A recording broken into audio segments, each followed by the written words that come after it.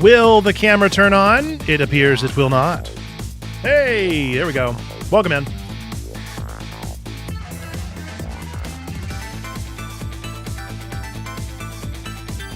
We're going to try that again this week. I liked it last week. I like the screen back there. I think that's really fun. Now, granted, it doesn't come through like super crisp and clear, but I think that's actually okay. I think I like the depth.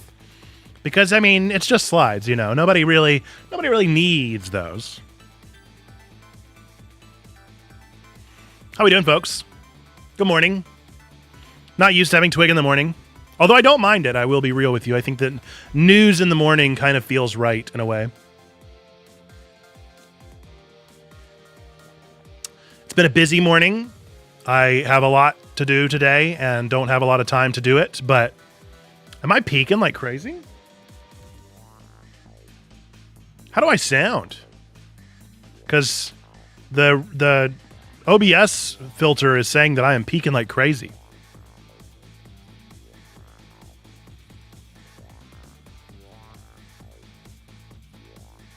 We're going to take it down a notch. See if that makes it a little bit better. I also want to get my chat up here.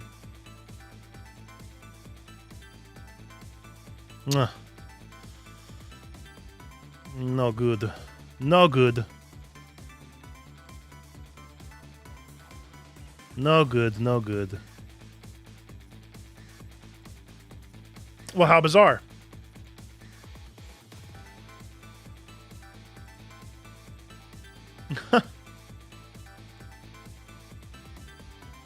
What? Oh, it crashed. Oh, no. How bizarre. Oh, dear. Well, that's no good. My chat keeps crashing. Oh, that's devastating. Unfortunately, I have no solution. I have no solution this morning. I have no time for a solution.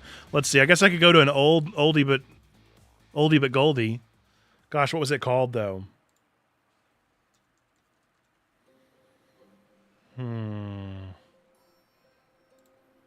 I don't remember what it was called. Dude, that's such a bummer. Come on, Streambot. I don't remember what it's called, and Streambot ain't having it. All right, well, at the very least, I can see Twitch chat if I pull up the dock.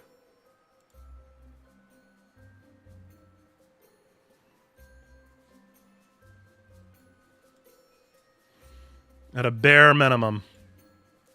So I will see Twitch chat. I will not see YouTube chat. I guess I could try to pop them out real quick.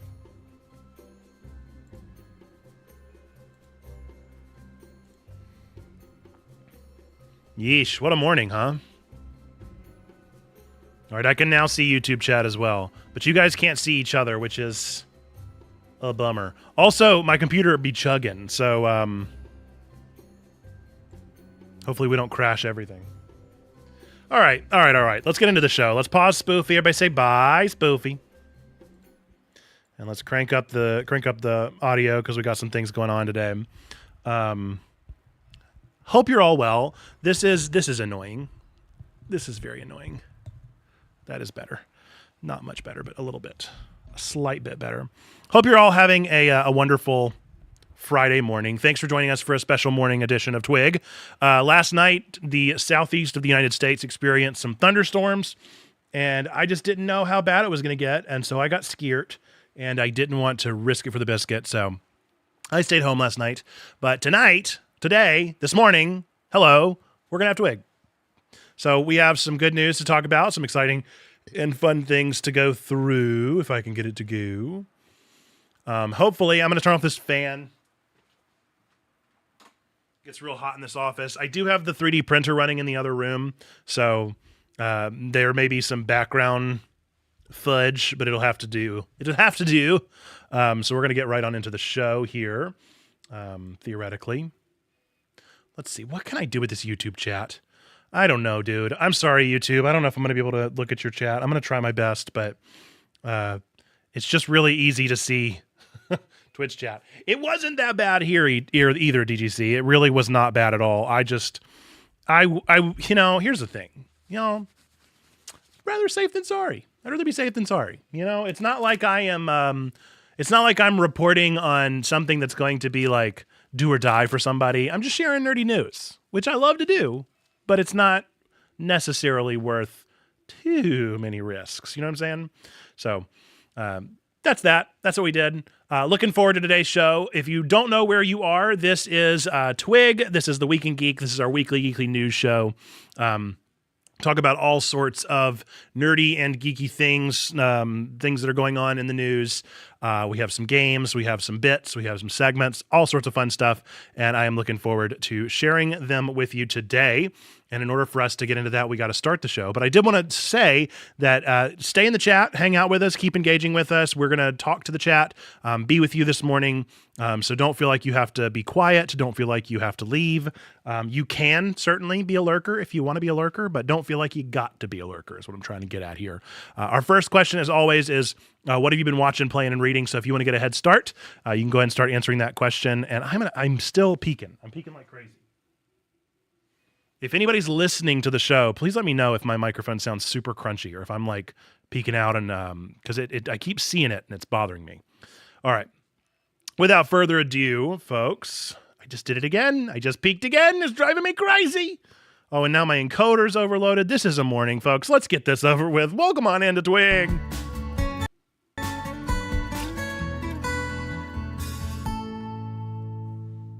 Welcome to Twig, your weekly, geekly, family-friendly news show that tackles everything from GTA 6's delay, surprising absolutely nobody, to Conclave the movie being used as educational material with some games in between. I am Nerd Pastor Nate. I'm really the pastor of Checkpoint Church, a church online designed with nerds, geeks, and gamers in mind. If you're listening on the podcast version of the show, be sure to give us a good review. Click that like. If you're ever on YouTube, or come and listen live on Twitch every Tuesday night at 9 p.m. Eastern.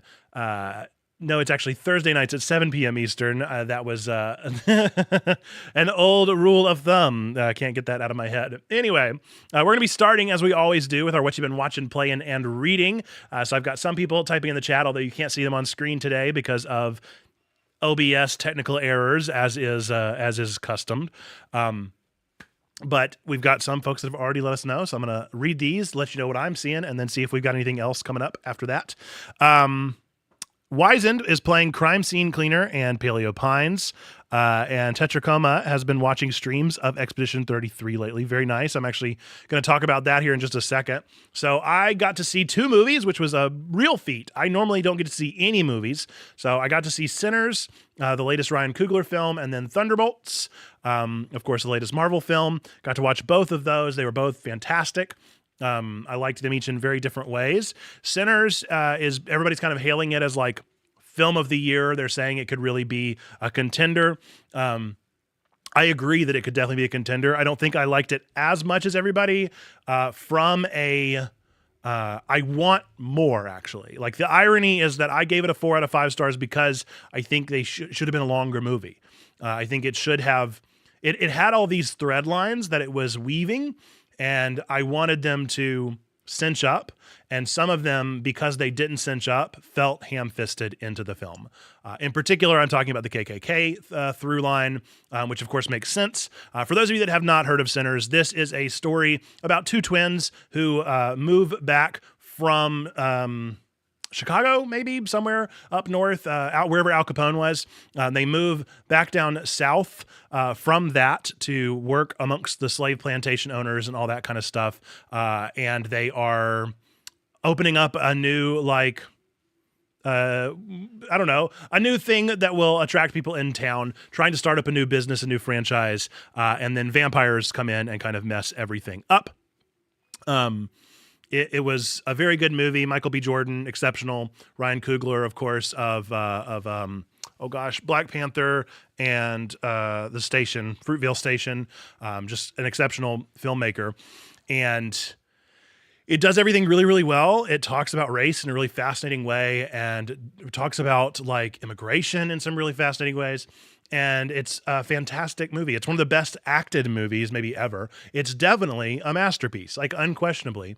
But I don't know if Ryan Coogler was like reining it in because of screen time. Didn't want to make a super duper duper long movie, but the world building in the first half of the movie sets up for so much gorgeous work to be done, but because of some of the work in the end, it didn't cinch up how I wanted it to. So an exceptional movie, an absolute masterpiece, totally worthy of being seen. And I hope we get a director's cut. And I will be there. I'll be first in line because it really is exceptional. And then Thunderbolts, I loved it. I have, it is actually going to be our nerdy sermon this Sunday, spoiler alert. And I thought it was a very good movie, very good Marvel movie. I think they're back. I think it was, one of the best stories they've told in a while. It was what I wanted a lot of the TV shows to be. So I think that it could have been a Marvel TV show, and that would have been what Marvel has been known to do for the past couple of years, and I'm glad they didn't. I am playing through 100 line, and I have put pause on it. Folks, I love Kodaka. I love Uchikoshi. I love 100 line. 100 line is so good. It's so long. I don't know if you know this. There's 100 endings. There are at least 10 different storylines, each of which are the full length of a Danganronpa game. Essentially, Kodaka released 10 Danganronpas in a year, and I don't know what to do with myself, and I don't have time. There are other games I have to play. I have to play other games. So what I'm going to do now is I'm going to try to treat 100 line like a book and read little bits of it each day instead of just trying to play through the entirety of it. Because I've seen people that have talked about it being 130 hours. And I can't do that. I don't have time to do that. So I have finished, I've gotten 3 of the storylines, and I've gotten to the end of them. And I'm about 42 hours in, and I just got to call it. So I started Claire Obscura, Expedition 33, and so far, I will say, I like the story. It does feel a whole lot like a Final Fantasy. It runs like absolute trash on the Steam Deck. It runs like complete and total garbage. I am going to have to do some research because it looks so bad that I can't even stomach it. I am not a graphics nerd. I am not the type that has high expectations, but oh, wow. It looks terrible. So I'm going to need to experience it in a better way, in a better light, because I really do like the story. I'm getting the parry down a little bit and enjoying it. I think it seems good so far. Really like the music. The music's been my favorite part. And we'll just see. I really got to figure it out because here's the thing. I've never had trouble having a game run on Steam Deck. I've always been able to find a guide that has made it acceptable, like Cyberpunk. I finished Cyberpunk on the Steam Deck. Did it look as good as it does on my computer? Of course not. Was it tolerable? It was. So far, Claire Obscura is not tolerable. It looks real bad. So we're going to figure it out. I'm going to do my best to see what I can crunch and see what I can download. I'm confident there's got to be somebody on the internet that has figured it out, but so far, we ain't there yet. As far as reading, I am reading through Jujutsu Kaisen, Assistant to the Villain, Will of the Many. I started up with a couple of really interesting kind of nonfiction-y books that I normally don't share during this segment because those are boring. But I'm excited to start one. I think there was one called, what's it called? The Secret of Alchemy or something along those lines. I can't remember what it's called, but it's a really good one so far. Really good one so far. Let's look back to the chat. Nobody on YouTube has typed anything yet, so we're good there. Lizzie has been playing Baldur's Gate and watching Fruits Basket. Very nice. Tetracoma did not expect to cry over Thunderbolts. It was sad. It was a good movie. It was very evocative. The story that they told was really very good. DGC has been watching Mob Psycho 100, the beginning after the end, Vinland Saga, YouTube, and streams, playing through Metaphor, love it, and reading manga fan fiction and the Bible. Yes, very, very good, very, very good. Give us the boring books. I'll look it up. Let me see what it's called because I want to find out what it's called. Where is it? Because it's the one that I'm really enjoying. So I'm reading Our New Social Life, talking about how social media is impacting the neurons of the brain. That one is by Natalie Carr and Jamie Skirts, one of those. And then the one that I really am liking is called The Book of Alchemy by Suleika Jaoud. Maybe Suleika Jaouad. UAD, yeah. The Book of Alchemy, a creative practice for an inspired life. For those of you that have ever done the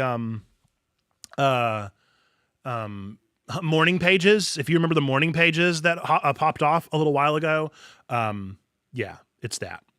It's that. It's very good. I'm enjoying that one a good bit so far. It's like a contemplative practice based around the morning pages, which is my bread and butter. So I'm absolutely here for it. Let's see. Expedition 33 is easily GOATY. It's going to be hard to top it. We shall see.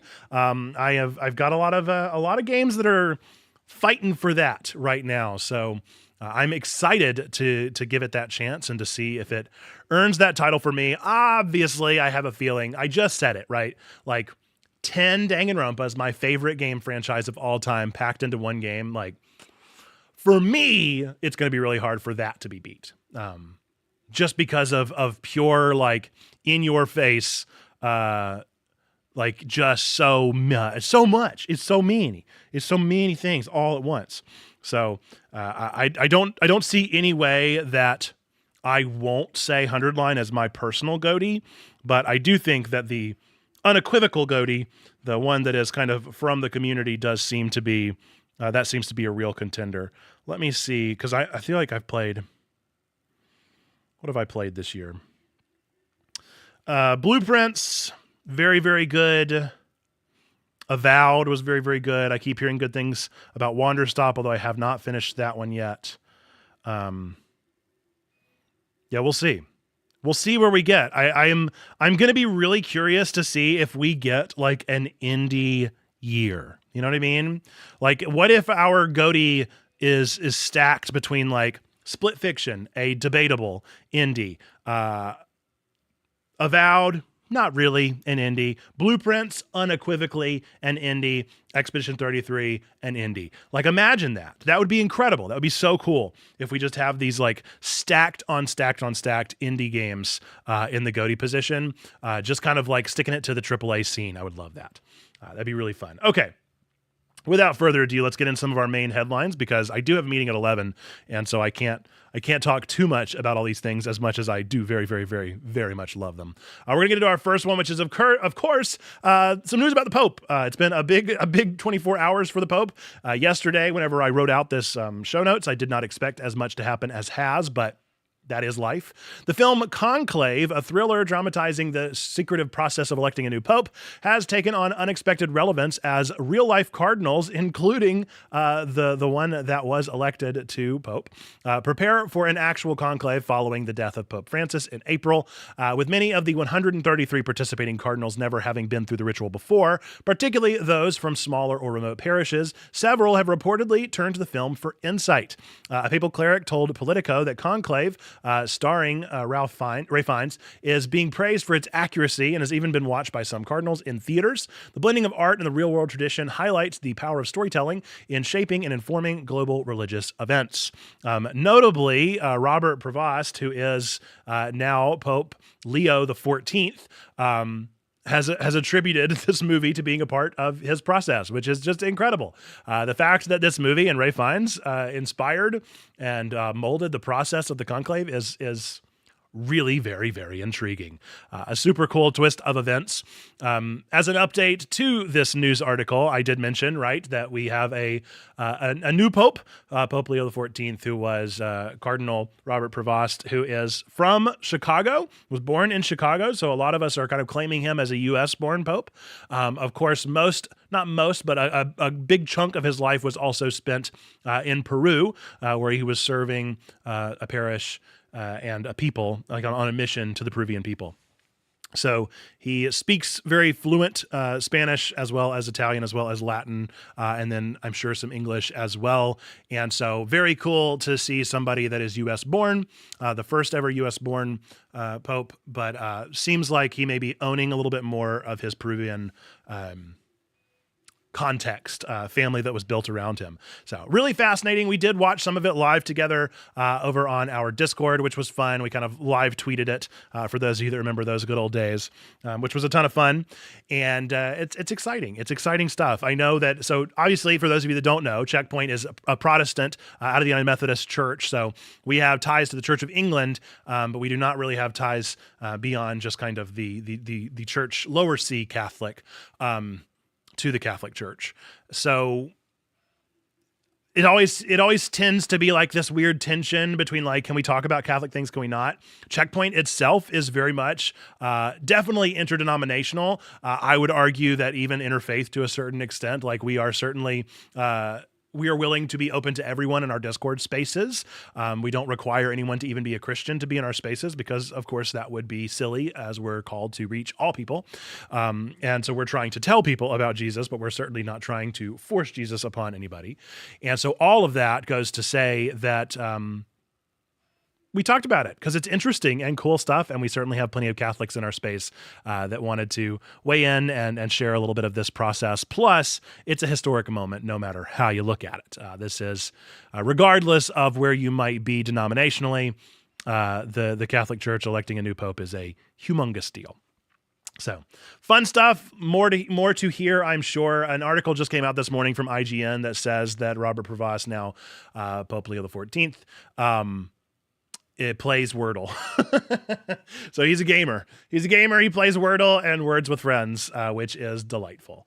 So one of these days, and some of you may know, I think we actually had our first saint, video gamer saint, that was officially instituted this year. So pretty curious stuff. Do let us know if you have any thoughts. I'm seeing some love of the Conclave movie.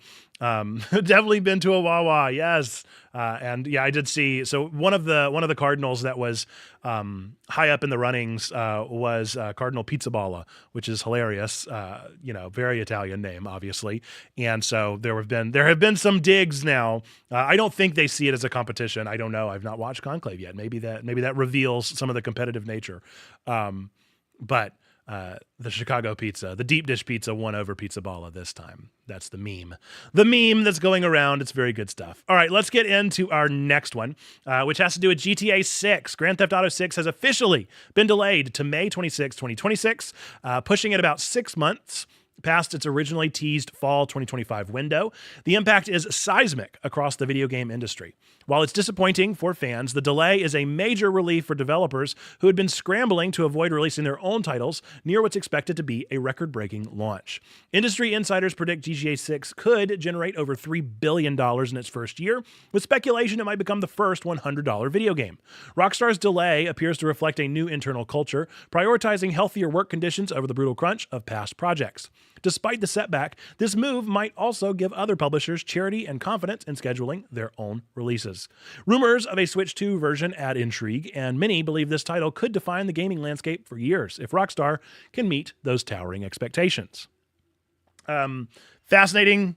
I think that it's one of those things where it's like we expected a delay. I did. I expected a delay. I wasn't surprised per se by the delay. I was surprised by actually how long it took to get this delay. I really thought they would have done it a little earlier in the year or later in the year, waited for Summer Game Awards or something, Summer Game Fest, whatever it's called. But alas, Rockstar kind of goes to the beat of their own drum. I do obviously appreciate the note here about work culture and crunch culture and trying to defy that with Rockstar. If anybody can afford to defy that, it would certainly be a company like Rockstar. So it's exceptional to see that kind of work being done. Big thumbs up there. And I don't mind waiting. Kind of like I've been saying, we have a lot of games this year. There are already a lot of contenders for GOTY. So it's kind of hard to deny that this is already a big year of games. Not to say that GTA 6 would have just been completely overshadowing of all of those games. But I honestly think the fire would have been a little bit dimmer, at least for me. Like, I wouldn't have rushed to play GTA 6 this year. I got plenty to play. It's not really my genre of game anyway. And so you throw that in with everything else, and it's just kind of like, yeah, It's okay. It's okay that it's being delayed. I will say they released a new trailer as a part of this delay, and I liked it way more than the first trailer. I really like the dynamic between the couple that are leading the game. I enjoyed seeing more of their just like normal, mundane life, and I'm on board. I'm on board. I love a good love story. I have a feeling it's going to be a love story filled with tragedy, but it's going to be an interesting one for me, and it might be my first GTA that I've ever actually played all the way through. I've started pretty much all of them, but never really clicked with any of them, save for Vice City, which I think would have been the last one that I actually played all the way through. So maybe this will be the one that inspires, but who could say? Do let us know your thoughts on any of the GTA 6 drama. We're going to get into our last of our main headlines, which is about Clair Obscur, Expedition 33, which has already been talked about a little bit. So Clair Obscur Expedition 33, the debut RPG from French studio Sandfall Interactive, has taken the gaming world by storm, selling over 1 million copies within just 3 days of release and earning rave reviews, including a 9 out of 10 from IGN. The game's powerful reception even prompted French President Emmanuel Macron to congratulate the team on Instagram, calling it one of the best-rated games in history, and celebrating it as a triumph of French creativity. Set in a haunting post-apocalyptic world where a mysterious entity erases anyone older than the number she paints each year, this turn-based RPG follows a group of heroes trying to end the cycle and has quickly become a standout in the genre. And as DGC said earlier, perhaps GOTY. So an intriguing one. I don't really have much to add on this aside from I just started playing it, so I am curious to see more about it. I do find it really funny. I don't know if Macron has ever weighed in on a video game before. Of course, this is not the only French studio. We certainly have like Ubisoft that is well known for their presence in France. So I don't know. I don't know why this is the one. It is an indie studio, so we'll take it. And we'll see where it goes from here. But I wanted to at least celebrate the thumbs uppery about this and about how it is going. Top BG3 and Ocarina of Time on Metacritic. Here's the thing about that. I think that's great. I think that's very exciting. It'll be interesting to see the lasting power. We have a lot of games, I find, that do that kind of thing. But as you mentioned with BG3 there, that has been one that has had staying power. BG3 has not really ever backed off from being a headline. And the history is what really makes a difference. Like Blueprints, shot to the top of everything. Almost certainly it's going to go back down the roster because of the fact that it's going to get more reviews, people that don't like it as much, that kind of stuff. So it'll be interesting to see where Clair Obscur goes from here and if it continues to climb those ranks or hold its own, or if it kind of dwindles a bit. And I think that is really what will make the difference as far as GOTY is concerned as well. If it's able to have that staying power, then I think we are good to go. If it is not, then there you go. Welcome in, Coyote. All right. With that, let's get into our quick ad read. For those of you that don't know, we have a thing here called the checkbox, and June's checkbox is officially open for registration. This one's got heart. Our theme for this month is Loot Drop, the spirituality of fundraising and generosity. We're going to be diving into the sacred side of giving, exploring how generosity isn't just good, it's godly.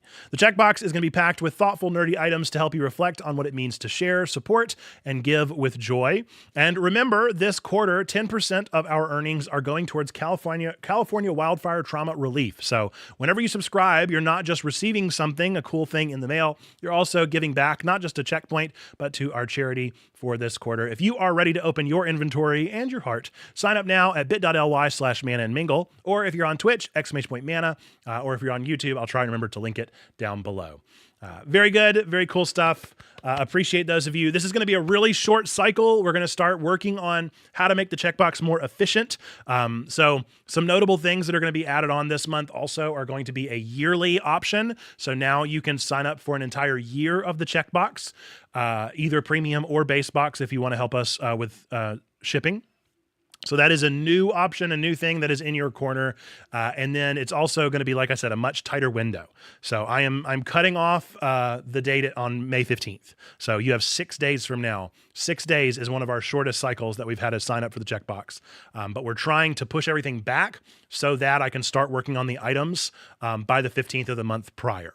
So June's items, I really want it to be sent out like June 1st, as close as I can get it to then. So that is the new reality of what we're working with. Hope you understand, appreciate the support and the encouragement, of course. And actually, I just realized this is wrong. Oh no. This is actually the May checkbox theme. Oh no. Well, I guess I said our theme this month. Oh, rats. Okay, well, that ad may be a bit of a bust. I'll have to re-up that ad. That was the May box theme, but the June box is indeed still going towards the charity. We do have April, May, June going towards it. So, okay, well, without further ado, let's get into a new segment of the show. This is something that we're trying this week called How's Humble? Nope. Okay, how's Humble? So maybe you are a fan of Humble Bundle as I am. I have followed Humble Bundle for over a decade. At this point, I am stoked about their boxes. I'm stoked about the stuff that they do. And I also just love an institution that supports nerdery as well as giving to charities with the proceeds, plus just being insanely affordable. For those of us gamers, especially in the days that I found them in college, whenever I didn't necessarily have the extra expenditure to drop on games. So this segment's going to be looking at the box of the month and talking about if I think it's worth buying or worth supporting, and also just shining a quick little light on the charity of that month. So in order for us to do this, first, we're going to take a look at who is the charity that is being supported with the May Humble Choice box. And take it away, Weird Al. Hey, Humble Bundle community. Weird Al Yankovic here to say a huge thank you for supporting Red Nose Day as this month's featured charity. Your donations will help give kids nutritious meals, safe places to sleep, and so much more. I could go on for hours and hours just listing all the many, many things that your donations will do, but I'm sure you're busy and your time's at a premium, so just take my word for it! That's the type of energy we'd like to see, Al. Hi, I'm Michelle Gainless, CEO of Comic Relief. Your support for our mission helps us reach kids and families facing poverty, and that matters more than ever right now. This year, over 1 million more kids right here in the U.S. are expected to experience poverty. That's 1 million more children missing out on the basics they need, like healthy food, a safe place to sleep, and access to quality health care and education. But your support can change that. Since 2015, Comic Relief has helped to serve over 47 million meals to children. And when you donate, we can do even more. And with both Red Nose Day and World Hunger Day around the corner this May, there's no better time to make a difference. Thank you for giving kids more childhood. Thanks so much for giving kids a brighter future. You're amazing. Aw, thank you, Michelle. I am amazing. What? Oh, this isn't about me? Whoops. Hey, Humble Bundle community. Tony Hale here. Seriously, your donations are doing so much for kids. Thank you for supporting Comic Relief, and let's raise as much as we can for Red Nose Day. Thank you, thank you, thank you. All right, there you go. So that is the theme for this month's Humble Choice box. I love Red Nose Day, and I love Weird Al and Tony Hale. And so very fun to see the little advertisement from them and the support that's going towards them. So if that's not enough for you, which it honestly should be to support a wonderful charity like that, the games this month are going to be the Thaumaturge, the deluxe edition, which we actually played a demo of during our Demondays days. I did not care for it. It was a bit much of a game, but if you are ready for an intensive experience, then it was quite well made, quite an interesting experience. Amnesia, the bunker from the Amnesia and Soma creators. Evil West as well, a kind of Western style FPS. Shadow Gambit, The Cursed Crew, which looked like kind of a strategy game. A very popular game of last year that I never got around to. Ayuden Chronicle 100 Heroes. That is one that I was on my list there for a little while, so definitely intend on checking that one out. A classic from my youth that got remastered, Star Wars Bounty Hunter. Was in this one. So if you want to go back, if you're like me and you grew up in the 2000s and you really want to relive that era of video gaming, then go play Bounty Hunter. Really good. Go be a Mandalorian and experience that life. Corpse Keeper was another one this month. Kind of looked a little bit like a Mortal Kombat clone that wanted to be inspired by that. And then the one that I am most excited for, and the one that I have already got on my list, is a Metroidvania called Ultros, which is a combination of Metroidvania style games mixed with a little bit of farming sim. Who'd have thought? Curious combination of games. So that is the one that I'm most excited for, but all these games are great, and this is all a part of one big package that, again, goes towards Red Nose Day, taking care of those who need some help. And then you also get some benefits of having IGN Plus for a month, and some other things from the vault and benefits just from being a member of Humble. So I like supporting Humble. I like them as a company, and I think that this was a cool thing for us to do. So let me know what you thought of this segment. If you think it's worth our time, if it's helpful for you, then I would love to know more about it. With that, we're going to get into a segment that we started last week called RNGesus Delivers. I wish I could get this thing out of the way. RNGesus Delivers. This is going to be a segment where we talk about some kind of thing that was randomly sent to me on TikTok or any of my various social feeds. This one is actually a little bit older. Some of you may have already seen this one before, but if you haven't, you're in for quite a treat. We have a little girl here who spots Todoroki from My Hero Academia in the toy aisle, and she happens to have a mark on her face as well, and she feels seen by this character. This one goes to quite some wonderful places afterwards, and I would love that you would keep up with the story, and maybe we'll follow along with this story over the next couple weeks of RNGesus Delivers. So here is the first that started it all in this story. Enjoy. He has a birthmark like me. Think he's cool looking? Yeah, because he has white hair and the red hair. White hair and red hair? What eyes does he have? Blue eye and gray eye. Uh-huh. Anything else you think's cool? And he has a birthmark like me. He does. So he matches me. He matches you. Uh-huh. Brown sugar, white sugar. You're so cutie. There you go. A really perfect video. I think it's hard to see that one and not have your heart warmed. So that is a good one to see. And again, this goes to some really wonderful places. So we'll keep on following down that rabbit trail of encouraging stories from this little girl who really experiences being seen from characters and from the stories that we tell when we make things more accessible. Okay, with that, let's get into our main story for today, which is actually inspired by something that DGC recently shared over in our Discord. So I'll encourage you to go to our Discord server and watch a video by a guy named Nick with no K over on YouTube. This is a list of anime that Christians can watch or should watch, the best anime for Christians to watch. At first, I thought I will watch the video and react to it, but instead, what I'm going to do is add to the video. I'm going to add a little list of my own of what I think are some anime that Christians should be watching. Of course, we have a whole video that I'll link somewhere in here where I explain why, as a pastor, as a theologian, as somebody that is focused on pop culture and ministry, why I believe that they can watch anime. The basic gist of my argument there is that I think that they can watch it. I think that they should be watching it. And I think that it comes down to discernment. So I believe that we as creators are inspired by the creative act of God, that we do that as a part of our Imago Dei, which means that we're made in the image of God. We are creators because God is the creator. And so in the act of art, we are tapping into an echo of God's creative work. And so by that measure, I think that art, which is what we create, is worth discerning, really, no matter what. That's really kind of a full stop, is that we should always be willing to discern. And then I talk a little bit about why I think you should, which is really what Nick with no K gets into in his list as well, which again, I'll encourage you to go watch that video. I'm going to go through his list really quickly, but I still would encourage you to watch the video and see his reasons for each of them.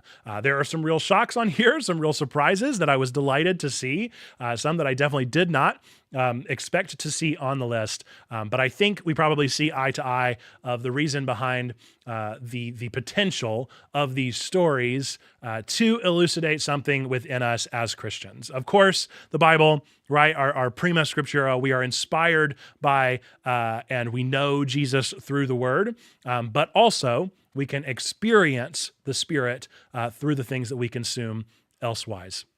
And we ought to, and we should. We should be expected to do that as well. If we're going to do everything for the glory of God, why not watch our anime that way as well? So Nick with no K's list here. I'll go through them really quickly. Spy Family was the start of the list, which I thought was a fun place to start. One that I did not expect at all was Shikimori's Not Just a Cutie. I watched that anime last year as well. It is a great show. It's super fun, but as somebody that is about to recommend a pretty risque anime, that was a surprise to see on here. FMA Brotherhood, I think, is the most iconic choice. We all know Full Metal Alchemist by now. If you know anything about anime, you know Full Metal, and it is just so very, very good. One of the most exceptional stories out there, and could not agree more about that one. The Angel Next Door Spoils Me Rotten was another real surprise, but pretty hilarious of a choice to put on there. I agreed with his reasons once he ran into them. This is one that I haven't actually seen. I think it's the only one on the list that I had not seen, so very funny. A big pick for him was My Hero Academia. I'll let you know more about, or I'll let you go watch his video as he explains more of his reason behind that one, as well as just kind of a clear passion for that anime, which is inspiring and encouraging to see. Another sleeper that I was not expecting to be on the list was Saint Cecilia and Pastor Lawrence. That is one that I also watched last year. It's kind of hard to have a show called Saint and Pastor something and not watch it as a pastor myself. But it was very fun. I think it's an interesting one to pull out for this list, but sure. I mean, if you're going to go with something that feels familiar, even if it's not exactly, theologically accurate, that it's still a lot of fun to watch. Demon Slayer was another recommendation. I have mixed opinions on Demon Slayer, but it is hard to deny that it is certainly one that has Christian values, and we have a nerdy sermon. We have a nerdy sermon on it, of course, where we talk about some of the willingness of Tanjiro, as I call him in the video, Tanjiro's willingness to choose the route of nonviolence. Of course, a very violent story, but he does try to be nonviolent at the beginning. One that is no surprise to any person here at Checkpoint is Frieren Beyond Journey's End was on this list. One of the best out there. Just one of the best anime at this point. I mean, I just think it's just so incredibly good. Mashley Muscles and Magic was another one on his list. That was a sleeper, a surprise. I'll leave that one in his corner because I have some silly choices on here as well, but sure. Why not? And then Kaguya-sama, Love is War, as just a good bit of comedy, which I think is a underrated pick because I think sometimes we as Christians forget that not everything, or at least this pastor, I'll just own it as myself. This pastor sometimes forget that we don't have to have things that are heavy and weighty and intense stories for them to still be good stories. So always good to see that. Now, my list. So these are some that was not on Nick with no K's list that I think could be, should be. And if, Nick, you're watching this video and you have not seen these, you should check them out because they're really, really good. The first one is the one that is my number one pick that I recommend to every pastor. So being somebody in the ministry, this is the anime that I recommend to pastors because it is better at explaining what the work is of pastoral care, which is where we care for people in our parish. It is one of the best examples of that outside of seminary. And that anime is Violet Evergarden. So if you've never seen Violet Evergarden, really need to check that one out. This is a story about someone who is a super soldier who after wartime goes on and enters back into the normalcy of the world. She doesn't know what to do other than hurt. And so she learns to become somebody that essentially writes letters, takes notes, writes books, that kind of thing. But she ends up going to people who want to tell stories or want to write letters because nobody is literate in this universe. And she writes these letters and she hears these stories and her heart breaks and she understands and she learns what love is through experiencing the hurt, the trauma, and the stories of others. Really very, very good. My second pick is Tokyo Revengers. I should also say that I think we have sermons on all of these, maybe. Looking at them, yes. All but one we have sermons on, and one we have a Advent of the Nerd devotional on. So Tokyo Revengers, I actually have two nerdy sermons on this series. It's one of the best out there. I think that Takemichi is just a fantastic character. This is one that follows around a gang of hoodlums who are pretty rough around the edges, but they're trying to be made better by this time-traveling young man named Takemichi, who is able to be more perseverant than anyone else. So even in this world, he cannot fight, but he still takes a punch to prove a point.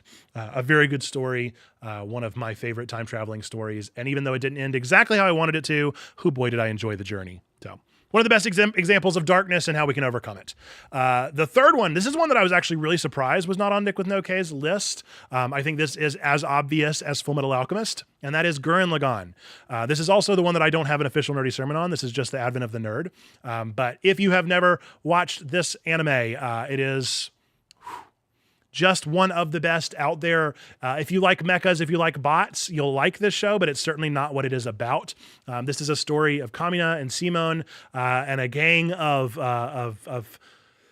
folks who are trying to overcome adversity and the darkness within themselves as well. It's from Studio Trigger, who does an incredible job of animating this experience. It's well known from its first season, in which Kamina, of course, tells Simone, who doesn't believe in himself, if you can't believe in yourself, believe in the Kamina that believes in you. Believe in the me that believes in you. Just an inspiring story, inspiring characters. It will move you to tears. It's just one of the best out there. Another one that I think is a sleeper that a lot of people haven't heard of is Ranking of Kings. Boji is the best boy.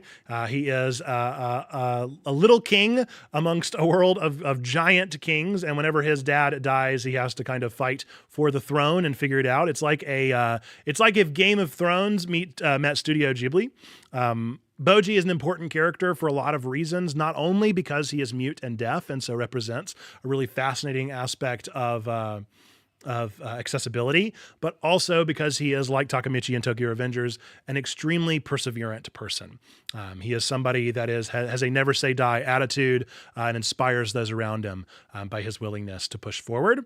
One that I was also surprised not to see, this one again has kind of an iconic history, but Trigun, as well as Trigun Stampede. Vash is just so very, very good as a character, and the very clear allegory of good and evil in this one feels very Old Testament, but also feels very much like a New Covenant kind of comprehension of what it is to be a person in this world. If you've not experienced Trigun before, am I going to be able to explain that one in just a few words? Probably not. You might just need to watch it for yourself. You follow through Vash as he is fighting against his twin brother, who does not want humanity to go on, whereas Vash really does want humanity to go on, and it's so much more than that, and I really can't reduce it to just one simple thought. But a very good story, really well told, I think, in the reboot. A lot of people will push back on that, but I thought it was exceptional. My next pick is Madoka Magica. That shouldn't surprise anybody too much that knows me very well. This is a magical girl anime that defies the stereotypes of magical girls. So the normal premise of a magical girl anime, this is like a Sailor Moon, where you get some kind of fairy conduit that gives you powers, and you're able to go fight crime. So it's kind of the feminine version of superheroes, where they were trying to go for what would appeal to young girls in cartoons of that era, hence Sailor Moon. The commentary of this particular director is that the magical girls are certainly not being under the right influence. This fairy conduit that is telling them that they have powers is actually being a bit disingenuous. And in fact, there is a far more devious, far more grand scheme going on with the purpose and the use of a magical girl. It kind of has a vibe of like selling your soul sort of thing, and it really does it exceptionally well. It's one of my favorite stories. It's my favorite anime. It's dark and gritty. It's unexpected. It's subverting the tropes constantly, and it is so worth the watch. That was your first anime, Lizzie. I hope you're saying Sailor Moon and not Madoka Magica. If Madoka Magica was your first anime, I'm so sorry.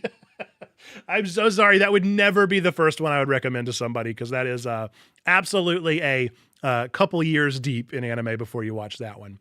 The next pick for me is Chainsaw Man. Now this one, I don't love Chainsaw Man. I super enjoyed the first like cur, but then once we got into the second arc, I think it totally jumped the shark. I did not enjoy Chainsaw Man beyond like volume chapter 100 or whatever. But the actual no way you started with Monica Magica. Lizzie, we got to talk more about this. I need to know more of this story over on the Discord. So feel free to drop that nugget. Because wow, that is shocking. Chainsaw Man has this really fun aspect of its lore in which the reason why Chainsaw Man is so powerful is because the way that demons in this world are powered is through fear. So people are more afraid of chainsaws, and so Chainsaw Man is more powerful. If it was Marshmallow Man, people are not very afraid of marshmallows. I don't know though. Rubber Bunny or whatever. You might just choke on a marshmallow. So maybe it is a little scary. Anyway, the way that demons are powered is through fear, and I think that's a really fascinating and compelling argument. Of course, some of you may or may not know more of my thoughts on spiritual warfare, but you know that I am extremely optimistic about spiritual warfare, and that I think that we should be less afraid and not more afraid. We should never even respect our fears or our demons or our concerns about spiritual warfare or the darker things in life. But alas, that is a sermon for another time. We're going to get now into the next one, which is my shocker pick. So this is along the Shikimori's Not a Cutie vibe of Nick with No K's list. And that is My Dress Up Darling. This is probably our most compelling one of our nerdy sermons, but I think My Dress Up Darling is one of the best examples of how to pursue our hobbies and how to do things that we love because we love them. And I think that is an important aspect of what it means to be a human, of what it means to be a creative and a creator. So that one is still one that gets me in trouble, but doggone it, it's so good. Next up is Erased. This is just because I just think it's a really, really good anime. And I do think that Satoru, the main character from Erased, has a lot of like Christ-like figure aspects to him and is worth kind of seeing a, if you could, what would you do sort of time travel story. And then my final pick is Bocchi the Rock. I wanted to pick a comedy one since they picked Love is War. I thought I'd pick a comedy one as well.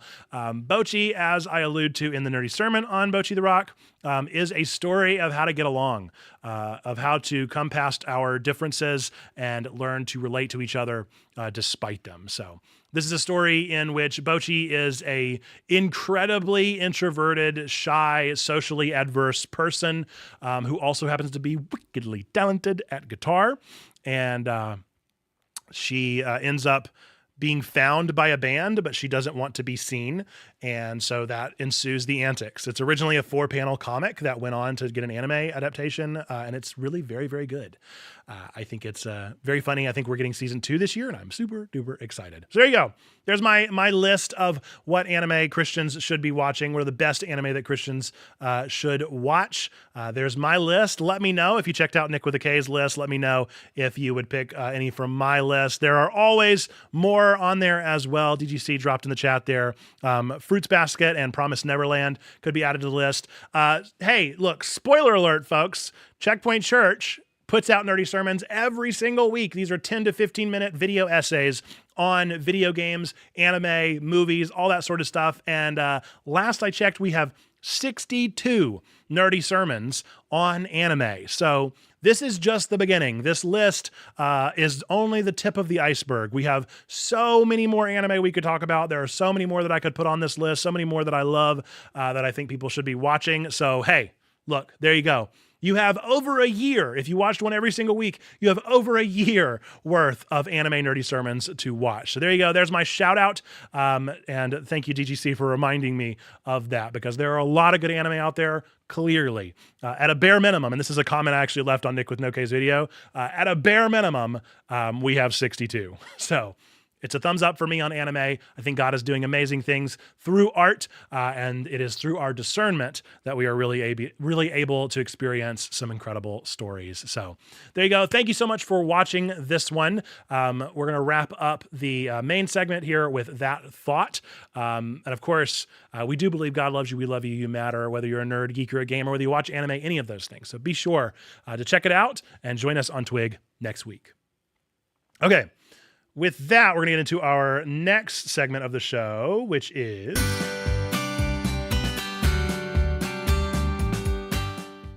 Okay, we're going to talk about upcoming games, some upcoming things that I wanted to share about. Let's get through first our segments that we need a guest for. There we go. Upcoming releases. So this is where I pick 3 things that I'm excited for in the next week or so, give or take some time. One is actually going to be from the past week instead of the future week, but alas. We're going to start with our first one, which is Midnight Walk. Embark upon the Midnight Walk in this reverent dark fantasy adventure built in clay from the minds behind Lost and Random Fae and Ghost Giant. Become the Burnt One. Befriend a lost lantern creature named Potboy and use his flame to light your way through a conflicting world of wonder and horror. Survive and outsmart the many monsters eager to devour your little friend's flame as you experience 5 tales of fire and darkness featuring an incredible cast of odd characters. Folks, if you slept on Lost and Random, you should go back and play that one. It's very, very good. And I have no doubt that this one is also quite incredible. A really very good art style. If you're a fan of all things Tim Burton, if you're a fan of goth, if you're a fan of, gosh, what's the name of them? Oh, no. What's the name of those stories? I can't remember the name of the games right now that kind of have that like horror vibe. But these are ones to absolutely check out and play. And I'm sure this one is going to be a great entry. I'm going to be adding it on my list. I don't know when I'll get to play it. This one's going to be pretty far down the list. I got to be real, but it is definitely going to be one that I check out in the near future. Next up, my second pick is Drop Duchy. This is a new grid-based roguelite that I'm excited about. This is Little Nightmares. Thank you, Coyote. Yes, that is the one I was thinking of. So build your duchy piece by piece in this refreshing hybrid roguelite game. Use block dropping mechanics to collect resources, recruit troops, to fight against belligerent armies, and let every block shape your realm, leading your path to victory. I love tower defense. I love roguelikes. This is very much along my kind of genre. I do hope it gets a mobile release if it hasn't already, because this is one that I want to play on my phone. I don't really want to play this one on my Steam Deck. I don't really want to be landlocked while I play it. I want to be able to play this one on a bus or waiting for groceries or whatever. You know, I want that to be the vibe. So excited for that one. That's one that actually came out this past week that I just didn't hear about until today. And then last but not least, Dolok Town. Dolok Town is a cozy pixel art farm simulation game set in a post-apocalyptic world. Build your dream farm from scratch and explore this mysterious wasteland. Harvest, plant, build, battle against ferocious creatures while discovering the untold stories of this forgotten land. Pretty good. Pretty good stuff. I'm a fan of farming sims, and I tell you, I love a lot of farming sims. I don't have time for all of them, but this art style, it's getting me. It's getting me. I love this art style. It's so fun. It's so nostalgic. It's so interesting and engaging. Probably going to check it out. I don't know when and where or how I will find the time to do it, but it's going on the list nonetheless. All right. With that, let us know if you have any games that you are looking forward to playing in the near future. We're going to get into our final segment of the show, which is, of course, it's time for our meme of the week. Do not come at me, Lizzie. I am so sorry. But our meme of the week this time, you can't really see it very well on there, is the Popeyes, which of course is actually Pope Yes and then Pope No. You have the white smoke with the Pope Yes, the black smoke with the Pope No. That is a Catholic joke. I told you this episode is the Catholic one for the most part. It's so good. It's so very funny. I love this meme. I love this joke. And it's just a thumbs up. So this is the one that got the most reactions this week. It does happen to be from me. So I am so sorry. I try not to be the one that wins it, but sometimes I do. If you would like to be considered for our meme of the week next week, be sure to join our Discord, XSpacePoint Discord, or down in the chat if you're on YouTube, down in the description if you're on YouTube. Post your memes and goofs over in the Memes and Goofs channel. The one that gets the most reactions of the past week is the one that makes it into the Twig ep. So be sure to do that, use that space, and I look forward to hopefully seeing your name pop up next week. All right, folks, this has been a good one. We managed to fit it in under 11 o'clock, which is good. I hope that you enjoyed this show, this segment, all the bits and pieces. Thanks for coming along on a Friday morning instead of a Thursday night. I appreciate you being here. We're going to wrap this up. This has been Twig, your weekly, geekly, family-friendly news show delivered live on twitch.tv/checkpointchurch and youtube.com/checkpointchurch each and every week, keeping your family connected to the world of nerdy news. If you watched this far, you'll likely enjoy this one. Remember to give us a 5-star on your podcast app. Click that like button. Recommend the show to all of your favorite nerds. Folks, we appreciate everyone that supports the show by liking, sharing, commenting, doing all of those wonderful things. But we want to give an extra special shout out to those that also throw those dollar bills at us and subscribe to us over on Twitch or become members over on YouTube or both. So we're going to give a quick shout out to those members. I know that Lizzie just did it, so I'm going to go ahead and shout out Lizzie there at the beginning. And we appreciate you hopping in there. With that, thank you over on Twitch to Bui Shakim 4752, Sneaky Pig 633, Resident Catholic 2192, Trombone Dalek, Gobi Church, Wizened Lemur, Coyote 42, Maybe 30 Bats, Mindful Marlena, Sano Calrissian, Tina Christina P, Paraspective, Joanna the Scribbler, and also a special shout out over on YouTube to Leanne, and then both YouTube and Twitch to Nerd Pastor Nate and Twyla. All right. I think that wraps it up. Appreciate those bits as well, the party bits from Coyote. Is there going to be Twig next week? Yeah, there should be Twig next week. Bar a storm happening on Thursday night again. We should be good to go. And I look forward to seeing you all then. Before we go, we're going to let you know these 3 things that we believe to be true about every single one of you out there. Whether you believe in God, don't believe in God, go to church, don't go to church, hate God, hate church, no matter what.